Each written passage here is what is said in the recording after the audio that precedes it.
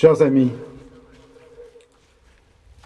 Jean-Christophe et Gilbert m'ont demandé de prendre la parole en ce jour de deuil pour vous parler de l'engagement de Daniel et de sa seconde famille, la Fondation France Liberté. C'est en ma qualité de secrétaire général de cette fondation que je m'adresse à vous, car j'ai connu Daniel il y a près de 30 ans. Elle m'avait alors demandé de prendre les fonctions de secrétaire général d'une des 3 associations qu'elle présidait avant la création de la fondation elle-même. Tant de choses ont été dites et écrites sur Daniel et sur la fondation qu'il devient difficile d'en parler simplement dans l'esprit fraternel qui était le sien et qui nous rassemble aujourd'hui autour de sa famille. Beaucoup parmi vous connaissent la longue aventure que fut la vie de Daniel, et je limiterai mon propos à une mise en perspective de son engagement. Nous sommes le 10 mai 1981, à l'hôtel du Vieux-Morvan. Les résultats de l'élection présidentielle viennent de tomber, et François glisse à Daniel « Que nous arrive-t-il, Daniel ?» Une interrogation, une perplexité, peut-être une forme de crainte, face à l'accomplissement d'une ambition, l'aube d'une vie nouvelle, pour l'un comme pour l'autre. Une faiblesse passagère chez cet homme qui en était si avare. Que nous arrive-t-il, Daniel ? Elle ne s'en doute pas, elle ne s'en doute pas. Elle ne sait pas comment elle va s'adapter à cette nouvelle vie, mais elle sait ce qu'elle ne sera pas. Elle ne sera pas la dame patronnesse en charge de la charité élyséenne. Elle a déjà derrière elle 40 années de résistance, de militance socialiste et de solidarité active. Elle était dans l'ombre et c'est maintenant en pleine lumière qu'elle poursuivra son engagement pour la défense et la promotion des droits de l'homme. Désormais, elle pourra exprimer ses convictions à la hauteur de ses rêves. Comme militante des droits de l'homme, elle dispose du verbe. Il lui faudra maintenant passer à l'acte et créer les outils de son action. Qui lui reprochera d'utiliser à cette fin quelques privilèges de situation, notamment la possibilité, grâce au voyage officiel, de nouer de nouvelles relations, le plus souvent en dehors des cercles protocolaires. Mais elle ignorait combien il sera difficile de mener campagne pour la justice et la liberté partout dans le monde quand on est aussi près du pouvoir. François l'a encouragé, prenant le risque de confronter Daniel au cynisme de la réelle politique. Il savait en effet dès le premier jour que, hors de toute subordination, Daniel poursuivrait inlassablement son engagement, mais il savait aussi qu'elle saurait combler son déficit d'information sur les détresses du monde et lui apporter l'éclairage d'une sensibilité critique, tour à tour permanente et impertinente, qui le questionnerait comme personne dans son entourage aurait le culot de le faire. Pour lui, Daniel n'était pas une caution, comme on dit souvent. C'était une conscience irréductible, un miroir, celle qui sans cesse demande « Pourquoi ?» Il lui fit confiance et ne le regretta jamais. Après avoir un peu dispersé ses efforts, au gré d'influences parfois contradictoires, en créant de toutes pièces 3 associations, Daniel décida en 1986 de les fusionner en une seule entité, la Fondation France Liberté. 25 ans d'engagement dans la lutte contre l'apartheid en Afrique du Sud, auprès des Sahraouis, des Tibétains, des Kurdes, de la résistance iranienne, des peuples autochtones d'Amazonie, des victimes de tous les embargos, notamment le peuple cubain. Victimes des peuples affamés, déplacés, méprisés, bousculés par la marche impitoyable de ce qui est convenu d'appeler le progrès. 25 ans de projets de terrain, d'écoles, de centres de soins, de puits, de lutte contre le sida, de lutte contre la peine de mort, et je pense en ce moment à Abou Jamal, qui est toujours dans le couloir de la mort, mais qui a probablement sauvé sa tête, et sans doute grâce à l'action de Daniel. Les 10 dernières années seront consacrées aussi à la proclamation du droit de l'accès à l'eau. Je voudrais m'y attarder car cette aventure est exemplaire. L'eau, certains pensent que c'est un engagement trivial. Non, bien au contraire. C'était une porte ouverte sur l'avenir de l'humanité et l'indispensable protection des biens vivants. Très tôt, Daniel avait perçu la contradiction qui existe entre le statut naturel de l'eau et son statut économique. Elle fut sans doute la première à l'énoncer. L'eau est en amont de toute vie, non seulement en amont de son apparition sur la Terre, mais aussi au cœur de chaque processus vital, sans cesse renouvelé. L'agriculture et l'élevage, et donc la nourriture, en dépendent. La vie sociale aussi. Dans les villages du Sahel, comme dans les bidonvilles des grandes métropoles, au nord comme au sud, l'eau est un indispensable facteur de développement et de santé publique. Trivial, l'eau? Non. Car décidément, ce n'est pas un bien ordinaire. L'ordinaire, c'est le tuyau et le robinet. Mais l'eau, c'est eau propre, quelque chose d'extraordinaire, du fait même de son absolue nécessité. Par respect pour son statut naturel, l'eau doit être traitée comme un bien social et non comme un bien économique. Pour Daniel, cette transformation est simple et tient en 3 points.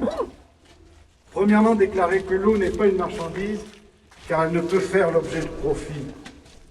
Un profit sur la vie est un crime, ou pour le moins une complicité criminelle, au même titre que la privation d'eau. Excusez-moi pour cela. Deuxièmement, faire en sorte de rendre l'eau à la nature dans son état de pureté initiale, autant par respect que par nécessité. Et troisièmement, enfin, proclamer que l'accès à l'eau potable est un droit fondamental qui doit figurer dans les constitutions nationales et bien sûr au nombre des droits de l'homme. Ces 3 points constituent la charte des porteurs d'eau. Nombreux sont aujourd'hui ceux qui, à travers le monde, sont devenus porteurs d'eau. Ils ont en charge d'entendre les souffrances des populations et d'interpeller les responsables politiques. L'évolution est perceptible, mais il reste beaucoup de chemin à accomplir. Pour Daniel, une bonne gestion politique de l'eau est le meilleur indicateur de gouvernance, car elle est synonyme de partage juste et équitable, sous le contrôle constant des citoyens et de leurs élus. La défense de l'accès à l'eau pour tous avait pour la Fondation un double intérêt. Permettre d'agir, toujours l'action, par la mise en œuvre de programmes en partenariat avec des populations locales, et permettre aussi de soutenir un discours concret sur la bonne gestion des biens communs de l'humanité. D'une pierre deux coups. Un choix stratégique qui nous a permis de survivre sans se taire dans une période de vache maigre qui a vu s'éteindre l'intérêt des pouvoirs publics que les pouvoirs publics portent aux projets alternatifs et aux initiatives de la société civile. Daniel m'en voudrait beaucoup si je n'y faisais pas allusion ici. Mais l'intérêt que portait Daniel à l'eau me semble avoir une autre source, si j'ose dire, hors de la politique. Une source intime, liée à sa personnalité et à sa sensibilité. Daniel était elle-même comme une métaphore de l'eau, diverse, indestructible, toujours en mouvement, universelle, libre, obstinée, trouvant toujours son chemin pour se rassembler, former des courants, des réseaux, des rivières et des fleuves. Un cours qui trouve tout naturellement la bonne direction, le bon sens. Ah, le bon sens. Que n'a-t-on glosé sur le bon sens de Daniel Mitterrand, la renvoyant à la sagesse populaire, à la tradition, au terroir. Les intellectuels de salon détestent le bon sens. Combien d'entre eux se sont trompés sur le compte de Daniel et n'ont pas compris que pour elle, bon sens signifiait bonne direction. D'ailleurs, Daniel ne s'est jamais présenté comme un paragon de vertu ou de sagesse, mais sa vie elle-même était un exemple de bon sens, guidé par son désir jamais assouvi de justice, de paix et de liberté. Elle voulait participer au réveil des consciences. Elle voulait voir le peuple se débarrasser du joug de la pensée unique et du formatage. Elle voulait voir enfin se réaliser la métamorphose de la civilisation chère à son ami Edgar Morin. Elle se doutait bien que cela ne se ferait pas sans violence. Et elle est restée très attentive au réveil des populations arabes en Tunisie, en Égypte et en Syrie. Sans doute au fond d'elle-même, caressait-elle un vieux rêve révolutionnaire. Mais son bon sens, toujours en alerte, lui faisait refuser le recours à la violence. Elle avait peur de ces inondations idéologiques qui ravagent brutalement un pays et qui laissent derrière elles un champ de ruines. Comme François, elle aimait trop l'histoire pour accepter d'autres formes de violence, celles qui effacent le passé comme celles qui le travestissent, les autodafés comme les révisionnismes de la mémoire. À la Fondation, son mot d'ordre était « Changeons le monde », en écho à un autre monde est possible des altermondialistes. Nous la trouvions parfois trop radicale. Certains lui disaient « Contentons-nous de changer le monde d'aujourd'hui ?» De guerre lasse, mais avec beaucoup de conviction, elle nous déclarait alors « Bon, d'accord, changez le monde ici et maintenant, mais ne perdez jamais de vue que notre objectif est de faire émerger un autre monde, un monde libéré des contraintes économiques et fondé sur le partage des biens communs de l'humanité, un monde libéré des injustices qui pèsent toujours sur les mêmes, un monde libéré enfin de la pensée unique qui veut que le marché soit la mesure de toute chose. Gardez toujours en tête cette utopie. Pour cela, il faut abattre les murs qui cloisonnent la société, tout particulièrement celui de l'argent.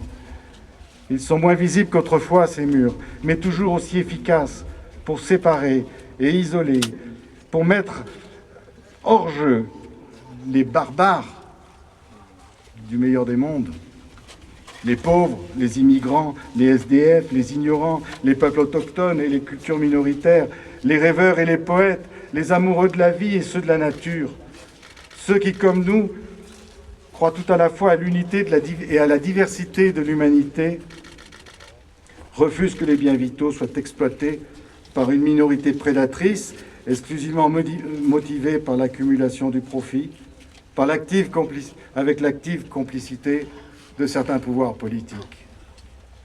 Daniel Mitterrand disait aussi « Qui sont-ils ceux qui acceptent sans frémir, et peut-être même avec un secret espoir d'être au nombre des survivants? Qui sont-ils ceux qui acceptent sans frémir de vivre selon un unique modèle, celui de la jouissance consumériste? Je ne les connais pas et je les méprise.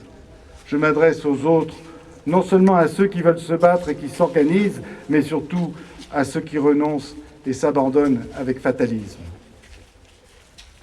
C'est le rôle que je me suis assigné. C'était son dernier message. Et nous le prendrons comme un testament. La Fondation y restera fidèle. J'associe Emmanuel Poilane, lève-toi Emmanuel, s'il te plaît. J'associe Emmanuel Poilane à ces mots de conclusion, puisqu'il lui échoit comme directeur de la Fondation la responsabilité de mettre en œuvre notre fidélité et de la traduire dans des actes. Depuis l'été dernier, Danielle savait qu'elle ne fêterait pas un nouvel an. Méthodiquement, elle a mis ses affaires en ordre. Elle a mis ses dernières forces dans l'organisation du 25e anniversaire de la Fondation le mois dernier. Puis elle a doucement refermé son ordinateur sur ses derniers secrets et elle s'est laissée glisser vers la lumière en toute conscience, en toute sérénité. Elle rend son corps à la nature, à ces 4 éléments qui étaient au cœur de sa révérence pour la nature. Retour à la terre, retour au cycle de la vie. Elle savait que la mort, à défaut d'éternité, lui apporterait l'universalité. Le deuil ne va pas sans culpabilité. Et entre J'aurais dû lui dire, j'ai oublié de l'écouter. La peine et le regret s'enflamment. Je m'adresse ici aux salariés, aux bénévoles, aux volontaires de la Fondation. Ne regrettez rien, sinon sa présence, et faites en sorte de la maintenir dans votre cœur, dans vos propos et dans vos actes. Accordez à son souvenir la place qu'il mérite. Elle vous a tant aimé. Il y a quelques mois, j'ai accompagné Daniel au cinéma.